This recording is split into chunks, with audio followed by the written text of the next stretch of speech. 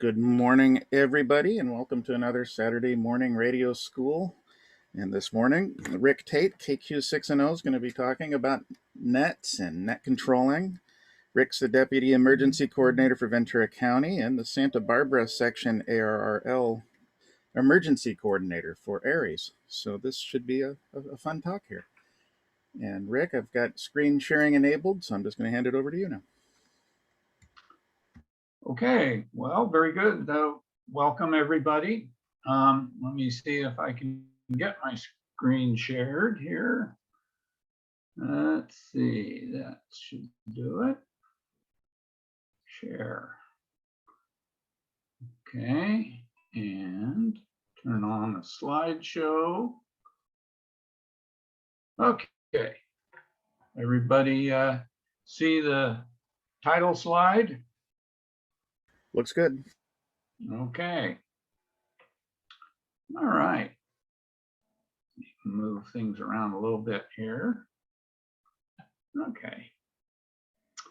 All right. So this is, although the title just mentions net control, it also is, we're keeping in mind that there might be some people watching who are actually unfamiliar with how we run nets. And so for the rest of you, bear with us as we kind of go through some basics. So we'll get started here. So as an overview, as I say, we're going to talk about nets in general, and our focus is on MCOM and public service types of nets, including, of course, our routine nets that we do on a weekly or whatever basis, not on national traffic system traffic nets. There is some overlap, but those are a specific genre that I'm frankly not experienced in myself. So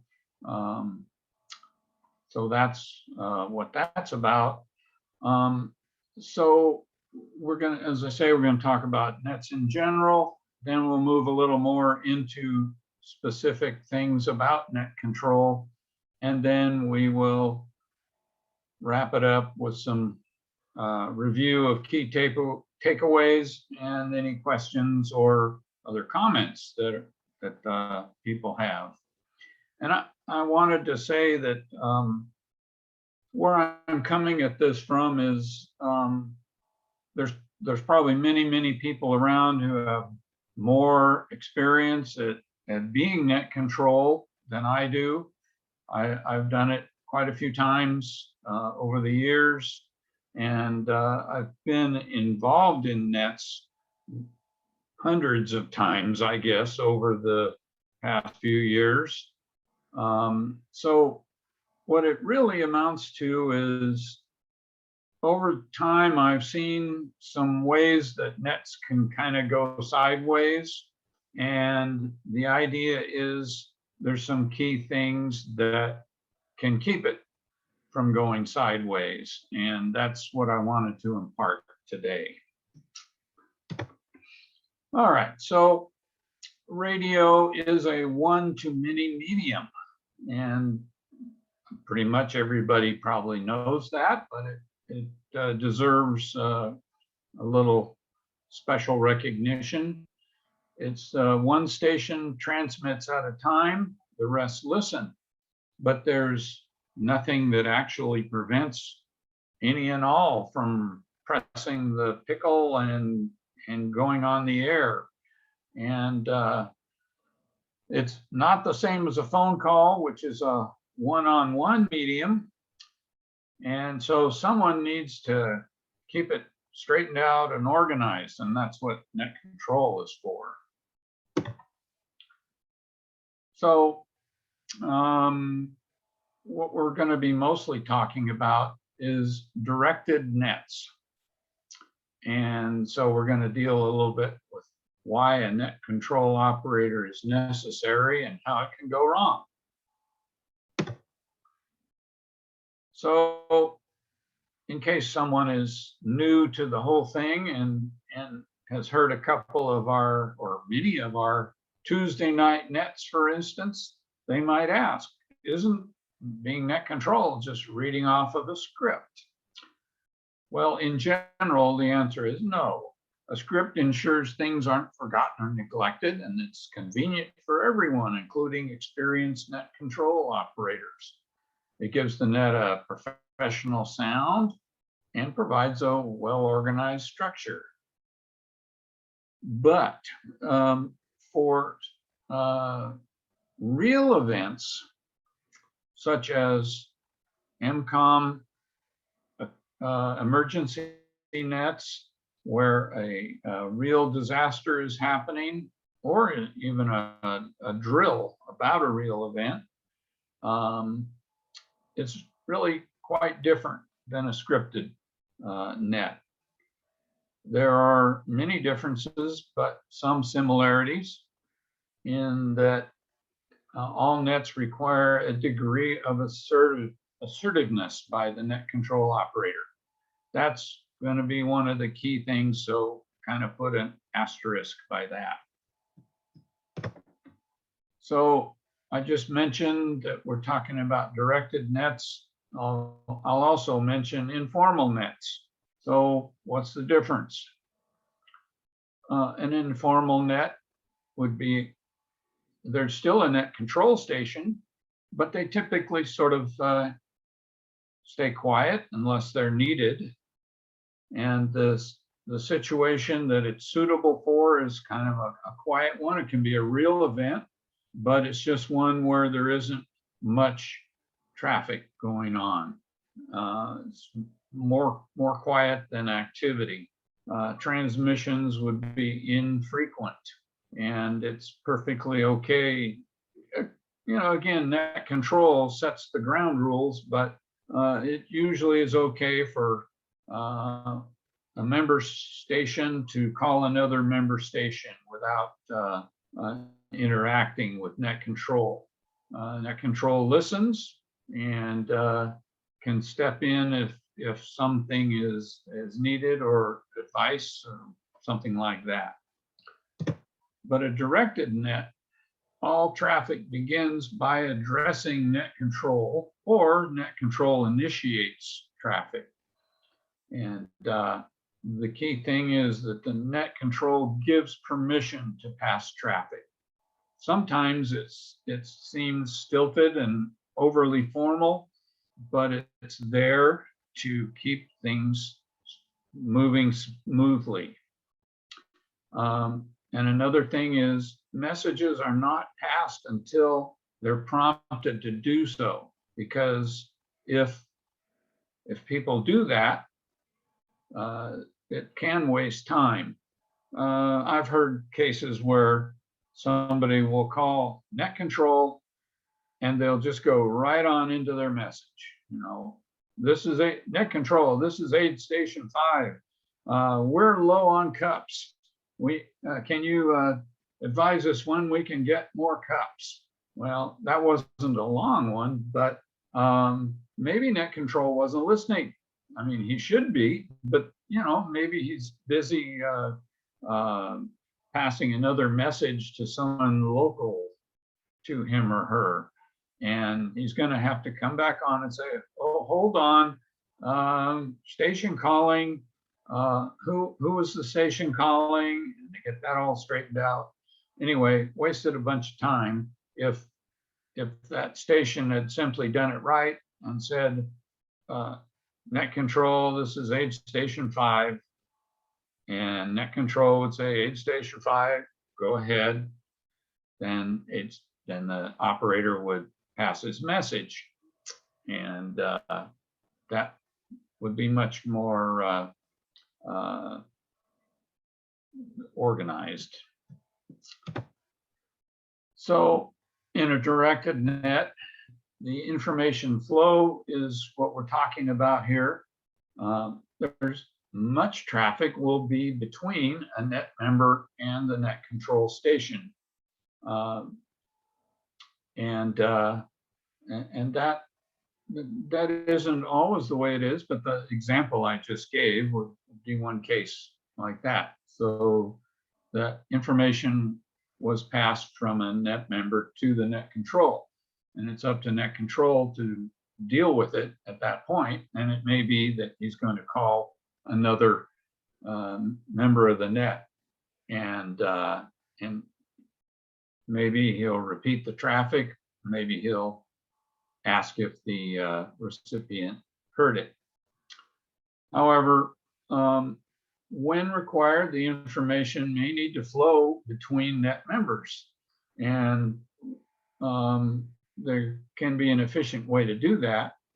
And I'm jumping around a little bit here with the bullets, but net control gives permission to go direct, and he does that by discussing it briefly with the initiating station. When the decision is made to go direct, then he tells the initiating station to stand by, and he directs a call to the recipient station. And when that station answers and says, yes, I'm prepared and ready to go direct, then the net control goes back to the initiating station and says, go ahead with your direct. Then the net control station just simply stands to the side and listens, and the other two stations go back and forth until they're done with their traffic. And then they say back to net control, and everyone knows then that net control is back in control. I'll mention third-party traffic. That's often another case where you're actually a type of a direct, is where they want to have a non-ham go on the microphone. And as we know, there are FCC rules about third-party traffic.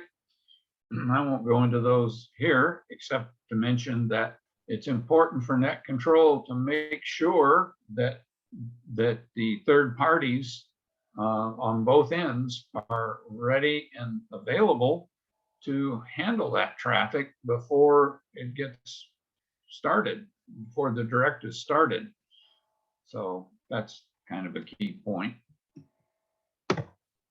Also, on any net, when you're taking check-ins, I've seen this happen, net control should acknowledge each check-in by repeating back the call sign of the station checking in. That's usually what happens, but it doesn't always happen. And you can use the operator's name if you as net control know the person very well. But it's really best to use the call sign anyway. That way, everyone else knows for sure who it is that you're acknowledging. So what we're really about here is accuracy. And always, whether you're a net control operator or just a member of a net, ask for repeats or clarification. Never make assumptions. That's the main thing. Is, let's say you're taking check-ins and you're not quite sure about what the call sign was. Maybe you got part of it, and you're pretty sure that the first character was an N, but you're not completely sure. Don't make an assumption. Just take the time to ask them to clarify. Very often in a case where it's call signs, you're going to want to say, could you repeat your call phonetically for me? And then usually you'll say thanks afterwards for asking for that. The point is, excuse me, always give confirmation. Be certain nobody is left to wonder if their message was received completely. And that goes for the person passing the message the person receiving the message, and pretty much everybody else too that might be on the net. And keep a log of your traffic, and or make your own notes. Some nets really require a log. It's pretty much essential. And some maybe not, but I always have have some paper nearby where I can at least jot down a call sign or the time that somebody checked in or something happened. And it really helps to keep things moving. And if you are keeping a log and it's a busy net, like a public service event, or especially a real emergency net, you need to keep a log for a variety of reasons. And you may want to have another operator there to be a scribe. Let that person keep the log. And what you can often do is pair up with somebody, and one person be net control and the other person be the scribe, and then trade off after a while. Because let's face it, being on the radio is more satisfying than keeping a log, usually. And so you trade off, and it gives the other person a break too. So that's one thing to keep in mind. The main thing is your main job as net control is to keep the net operating efficiently. And if you don't remember anything else from this whole talk, be the boss. You are the boss. You are in control, but don't be bossy. Maintain a friendly but professional demeanor. Keep it as light as you can, and yet always be focused on accuracy and efficiency. Use words like please and thank you a lot. They mean just as much, if not more, on an organized net as they do in everyday conversation. If things get crazy, don't forget the phrase stand by. Don't get all flustered because things are happening faster than you can deal with them. Just sit back and think about what the most important thing that's going on is, and tell people to stand by, including you can say all stations stand by. Then you take a little moment, compose yourself, and think about either who was first to call in, or what might be the most important, especially if you're using categorized traffic where you've got different priorities. But the key thing is, do remember to call on them later. If you told somebody to stand by, and you've probably written down on your notepad that you got that that tactical call or that FCC call waiting, try to remember to get back to them. It's not the end of the world if you don't, but it's certainly better and shows more professionalism if you go back, and when the one you've decided is more important is finished, you go back to the ones you've told to stand by. And if you're a member of a net and you've been asked to stand by, and net control doesn't seem to remember that you're waiting, after a suitable delay and it's quiet, you can make a new call to net control and say, can I pass my traffic now? And net control will usually say, oh yeah, sorry, go ahead. And so that's the netiquette for that situation. And I mentioned categorizing traffic. It never hurts to remind the net to categorize their traffic and prioritize appropriately. We typically use 3 levels of traffic. Again, it's up to net control to choose how they want it done, but ordinarily we have emergency traffic, which is where the well-being of life or property hangs in the balance. We have priority traffic, which is where it's not the above, but there is some urgency to it. And then, of course, there's routine traffic, which is what most of it is.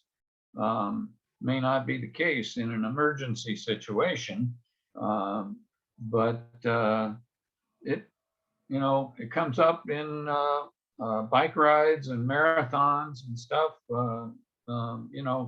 Somebody will come on and say so-and-so crashed and he's probably going to need medical aid. Well, that's emergency traffic.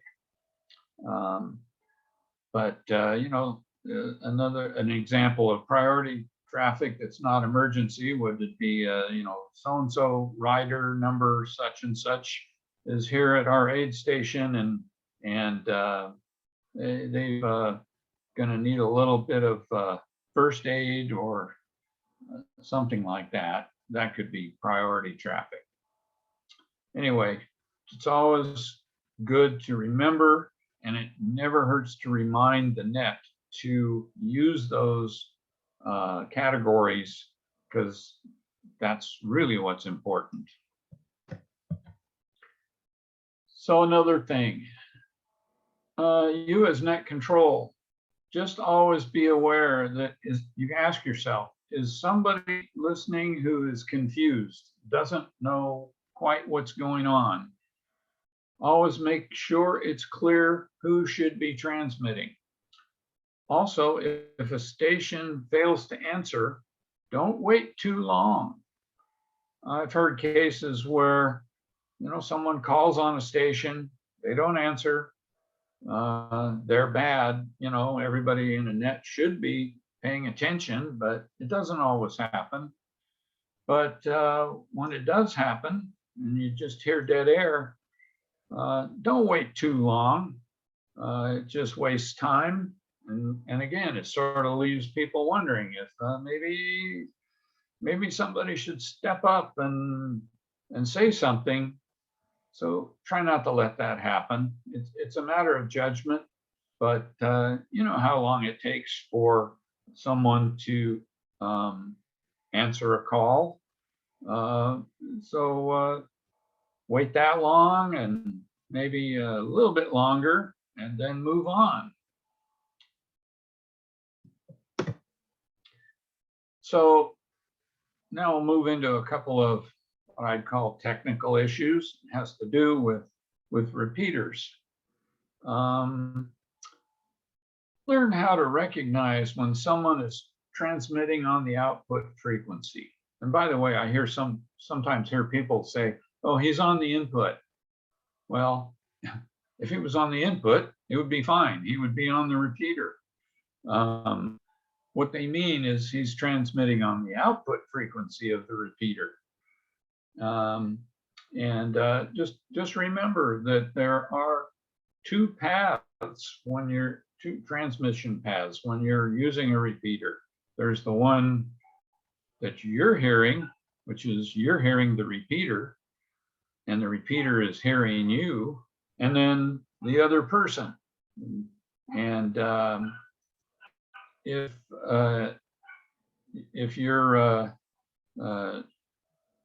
using it properly, you should be transmitting on the repeater's input frequency.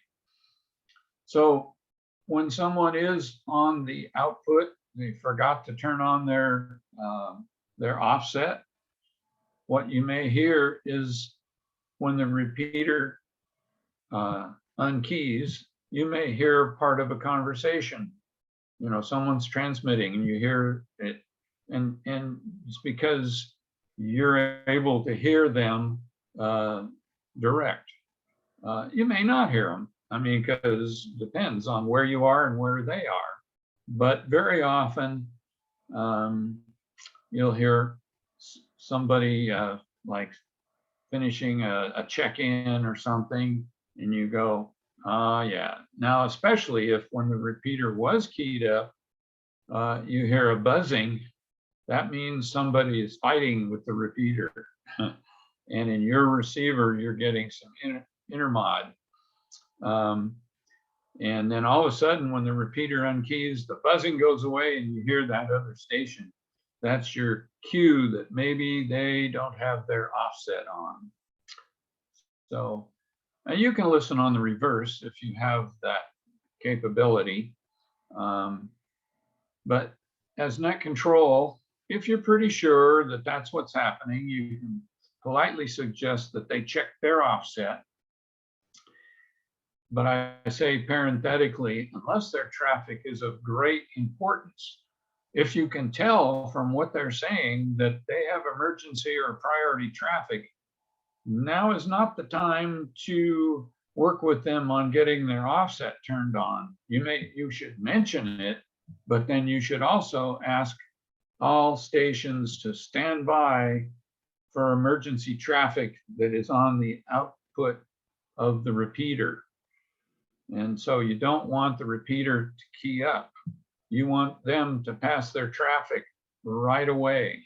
And then after it all calms down, then you can work with them if they need help or something to get their offset turned on. So that's, again, it's always about doing the most important thing. Also, when using repeaters, as I just said, when you're doing signal reports, remember, there's two paths. Think about where that noise is coming from. If you're able to give a circuit merit 5 or Q5 report to someone, it means no noise. That means they have a very solid signal. If you're on a repeater, it means both paths are good and solid. But if you're giving everybody less than circuit merit 5, like, some people are circuit merit 4, some are worse, then the question is, which path is weak? Sometimes the direct path from them to you is better. You can listen on the reverse. If you're finding everybody is less than circuit merit 5, maybe it's your path to the repeater. And then you can actually ask, you say, can anyone hear that station circuit merit 5?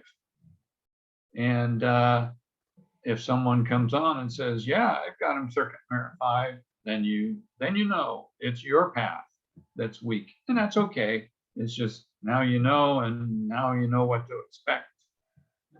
So. All right, coming to the end here. I think you may have gotten what the essential takeaways are. Number one, your net control, be in control. Make sure that you are being assertive enough and keeping things working the way they should, but do it in a nice professional way. Do not call out people on the air. Work out a way. Call them on the phone later or something. If they're doing it wrong, that's something to deal with them one-on-one on another medium. You can tacitly remind people how things should go, but do not single people out. It's a public forum, so it's just good practice. You don't embarrass people. The other key was don't leave people wondering what's going on. It's your job to make clear what's going on. So with that, any questions? Unmute yourself if you have one.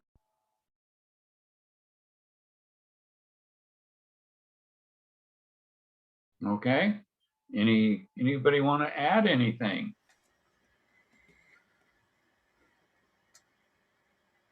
All right, then.